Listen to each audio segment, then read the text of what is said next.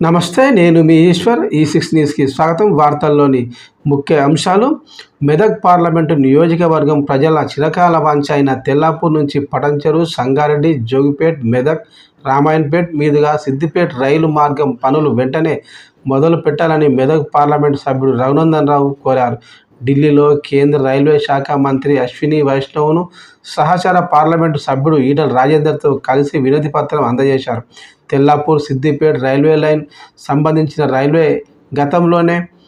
Survey గతంలోనే పూర్తయిందని, ఎన్నో ఏళ్ల నుంచి పెండింగ్లో ఉన్న ఈ రైల్వే లైన్‌కు మోక్షం కల్పించాలని, వెంటనే పనులు ప్రారంభించాలని విజ్ఞప్తి చేశారు.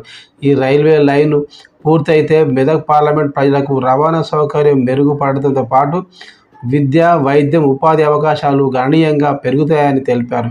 వెంటనే ఈ రైల్వే లైను పనుల విషయంలో చొరవ తీసుకొని ప్రాజెక్టును వేగవంతం చేసేందుకు అవసరమైన చర్యలు తీసుకోవాలని, మెదక్ ప్రజల చిరకాల వాంఛ అయిన రైల్వే లైన్ కలను సాకారం చేయాలని అభ్యర్థించారు. అదేవిధంగా చేగుంట రైల్వే బ్రిడ్జి ఏర్పాటుకు సానుకూలంగా స్పందించాలని